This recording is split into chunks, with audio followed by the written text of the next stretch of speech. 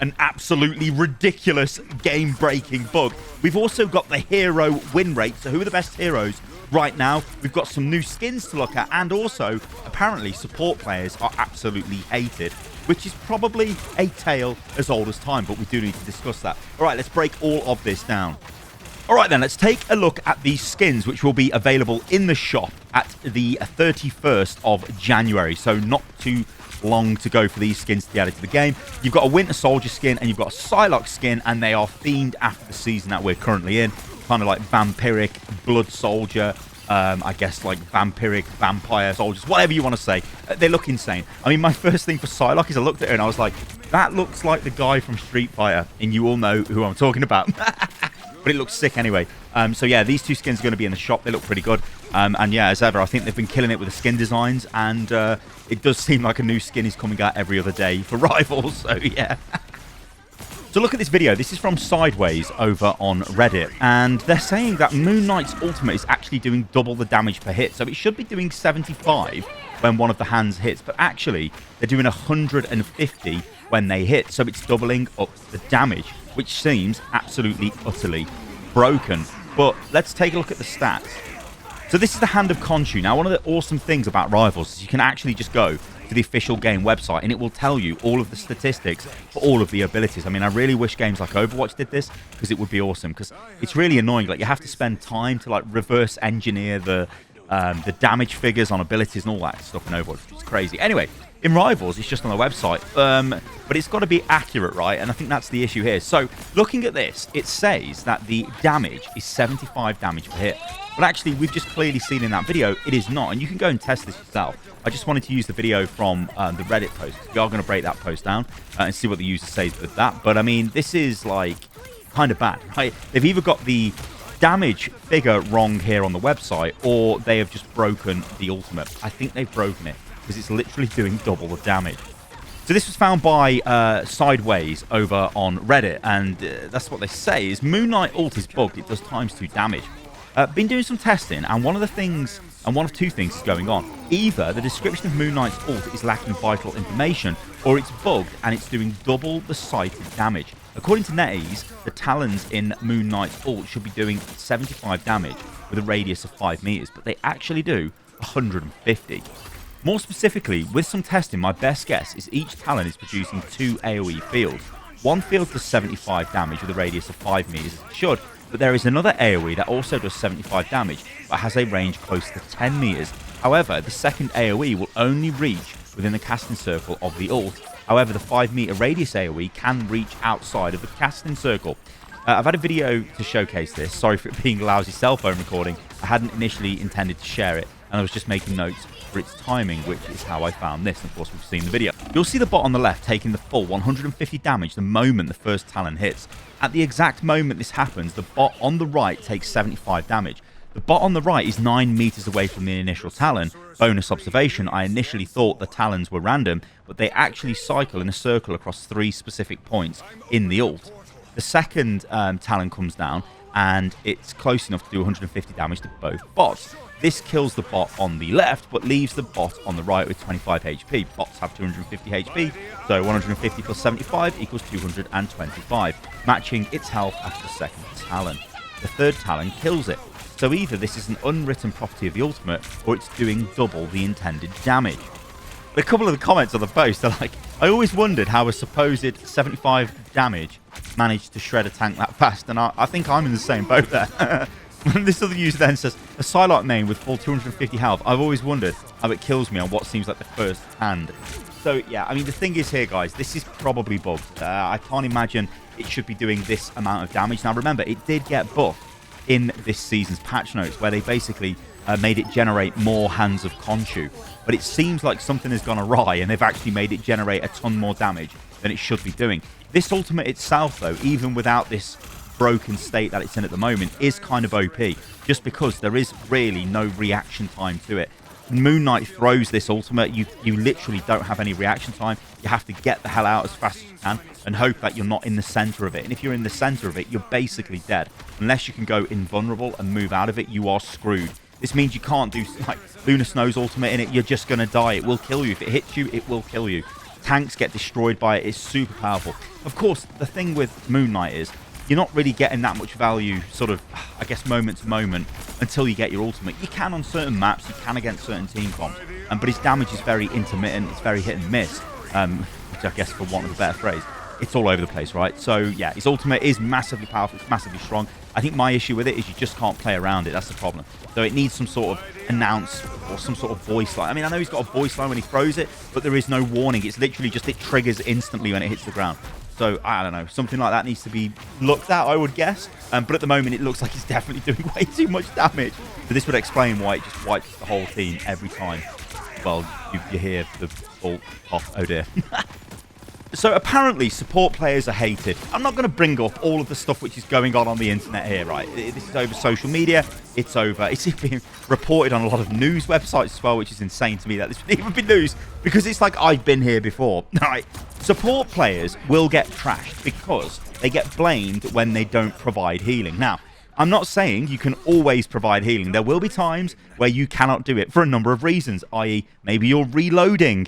Maybe the target you're trying to heal has just broke line of sight to you, so you cannot heal them if your healer requires line of sight, right? Or maybe they've just gone in too deep and they've died, right? This is just, it's a tale as old as time with any kind of hero-based shooter where there are characters that heal other characters. Now, support is the character's name. Well, it's strategist, right? But it's a support hero. So it's not a healer, it's a support. You're supposed to bring tactical support to the team, but often that means you need to stay on top of your healing output as well. And the moment you don't, people will notice it straight away. And this again is one of the issues, right? If you have like a bad fight, a bad game, it sticks out like a sore thumb, and people will just sort of gravitate towards, oh, the support's terrible, right? Like I said, this has happened for the last 10 years plus in Overwatch and everything else, right? You will get moaned at if you're a support player. But then on the other flip side of this, I mean, I'll say actually, I think I'm a support player in Rivals. I mean, I'm playing loads of Lunar Snow this season. I need to get into playing more Mantis again. But I played Rocket as well, and, you know, I don't play much Cloak and Dagger, but basically I have been playing support. So when I'm not playing support, I'll be playing tank, and it'll be like Doctor Strange, or it could be Magneto. So, yeah, but whatever. That's just my use case of the heroes. But what I'm saying is supports will get trashed. This is just the way of it. Like, supports think they're superior as well in a lot of ways. It's like, well, I'm a support. You know, you should be respectful for me. I'm the one allowing you to carry on playing the game because I'm healing you. And at the end of the day, it's just, look, just play the game. Things will go wrong. People will mess up. People will die. Just move on to the next fight. The worst players in these games are the ones that fixate on, we lost that fight because I didn't get healed, or we lost that fight because so-and-so didn't do whatever. And they end up just moaning at their team, and they lose the match. They lose the match because they've mentally lost the match. Every fight is a different engagement, and just go with it. Just roll with it. But like I said, I think there's a bit of back and forth with this. I mean, at the moment, Rocket gets a shitload of hate, and I don't think this is entirely justified. I think Rocket does actually bring a lot of utility. The problem is, Rocket is like, he doesn't have instant burst healing. He doesn't have Lunar Snow's Snowflake, which is incredible if you throw that thing onto flyers or flankers, and then you're pumping healing into your tanks. Like, you'll just keep them alive forever. It's so powerful.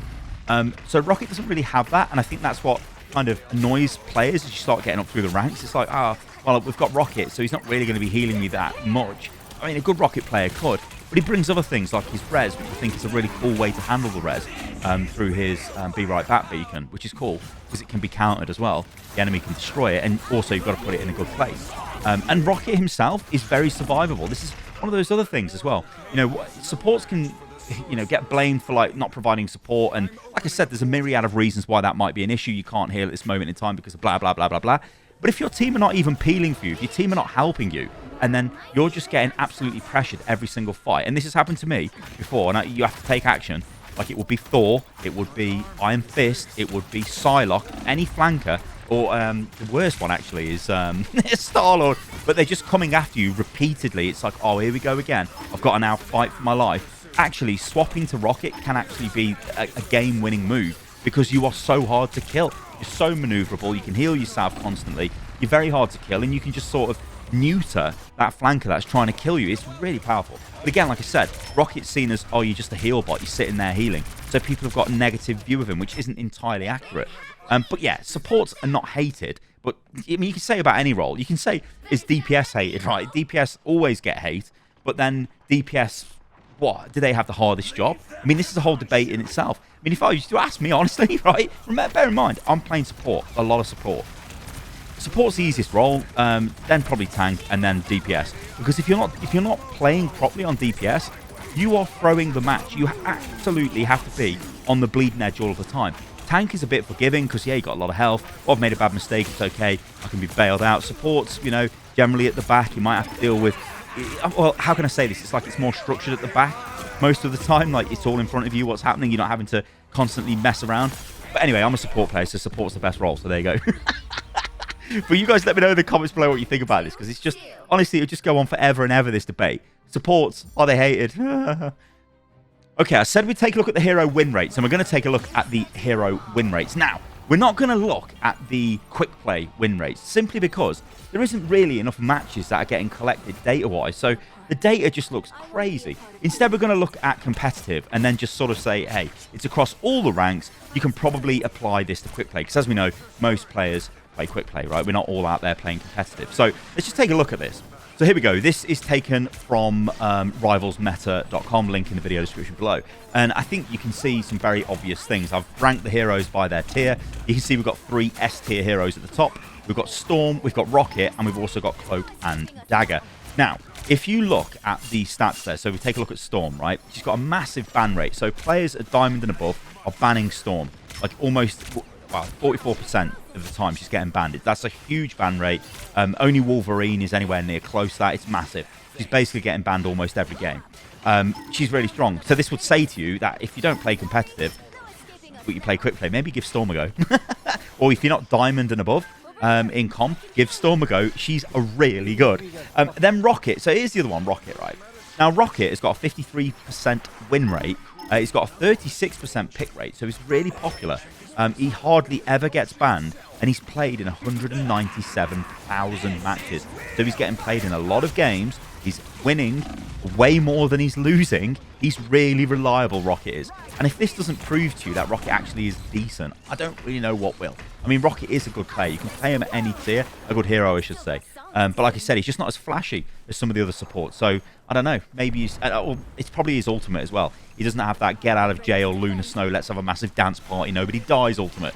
Rocket's just giving you damage, which, you know, can win fights, but it's a bit harder to utilise. Then next up, we've got Cloak and Dagger, the final of the S-tier heroes. Now, there is something very unique with Cloak and Dagger, played in the most competitive games by an absolute country mile that are being tracked by this website. So, I mean, 305,000 matches she's been played in. That is massive. That is absolutely massive. But her win rate is only 48%. So she's not winning as often as Rocket, nowhere near. But her pick rate is 56%. So she is got I guess, a semi-high ban rate at just over 7%.